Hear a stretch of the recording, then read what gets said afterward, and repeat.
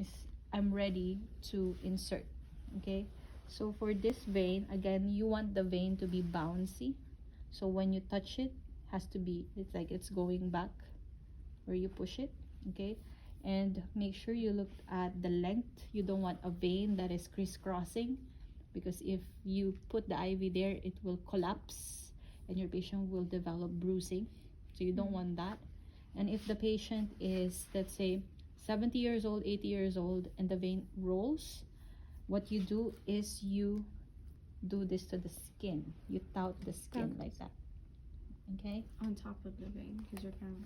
Yes, I'm gonna go here. Okay. So what's the size of Okay. that gauge? This one is, this one, 22? 20. 20?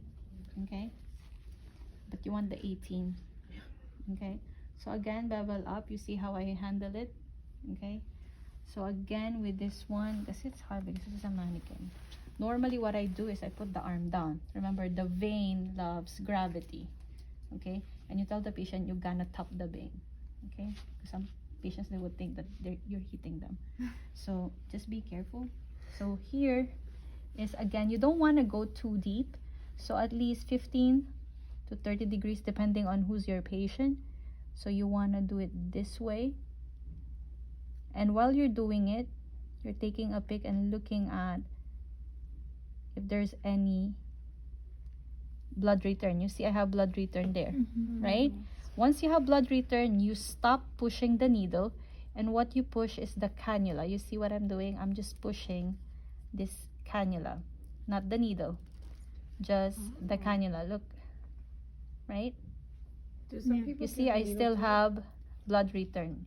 In a patient, put pressure here. In a normal, in a person, it will stop bleeding. Remove the tourniquet. Okay, get this. Okay, put it here. Okay, of course you don't want a messy one, so you put the gauze here while you're fixing it. Okay, and what I do first is, some nurses, they will put a tape right away to secure it, stabilize it. And as I said, I don't prepare tape right away because I don't want to put it in bedside table. I want it to stay sterile there. So what I do, instead of putting tape, I will put the Tegaderm to secure it. So to put the Tegaderm is, you have to remember this side. Okay, so this side, as you can see, it feels like it goes down, right? So when you put it, make sure that it covers this area because you don't want it to be disconnected. Okay, so you do it this way. As you can see, I'm not flushing anything yet. I already put the Tegaderm. And as I said, every nurses, we do this differently. Some nurses, they want to put a tape right away, do the butterfly tape. But me, I always start with Tegaderm to stabilize it. Okay? And it's okay. You will have your way. It's fine as long as you maintain sterile technique. Okay? You flush the line. Okay? As you can see, I did not flush all the way. You can do all the way later on if you want, or flush all the way to 10 ml. Okay? I guess, as I said, as long as you're not breaking sterility, you're fine. But remember, for NCLEX purposes, make sure you look at the step-by-step in your Fundamentals of Nursing book. Okay? So you can see the length, okay, should be this long. Okay? So what I do, I have 2 tape. Okay? I put it under.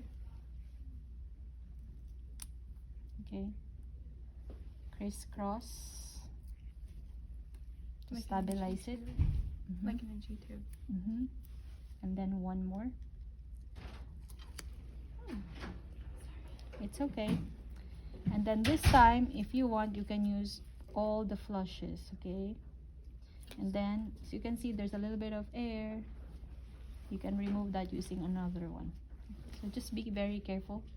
So you can get, let's say if you have air there, you can get another syringe, or you can use the same syringe to get that air out and flush it again. Okay? So aspirate. Wait, did you Aspirate. Aspirate the air Right. and then flush it with normal saline. Okay, so you have 2 syringes. And would you clamp it as well, like Mhm. towards like the end before you aspirate, or will you Yes. aspirate it unclamped? Towards the end. Okay. Okay? So now I have to stabilize this part. Or at least where after the air bubble, like where you can get the air bubble. Mhm. So here, stabilize this area. And remember, always pick the non-dominant arm. Okay? Because you don't want to lose your IV. And just be gentle with the patient. There you go. You know, it's good to go. Some nurses, they want it like this. Okay? You will see some doing this. Like, they have this little space like that. And it's fine. Either or, as long as you're not breaking any sterility, you're good. And then make sure, put date, time, initial. Okay? Remember, the cannula should be all the way in. Yes. Okay? When you're done, remove the flush. Remember, you have the scrub the hub. You put it here. And then throw away your stuff that you don't need anymore. Okay, be careful with the needle. Make sure you put it in the sharps. So I will let you start your own IV. Okay, I'll be right back. I'll check on you if it's already 11:30, 11:45 when I come back. I'm gonna let you go. Okay, because I don't want to rush chest tube. It's 15 minutes of chest tube will not be worth it. You'll be like confused. So what we're gonna do, we'll just do a video discussion about making sure you understand it, because it's gonna be in your exam 1. Okay, we good? Yeah. All right. So get the supply here.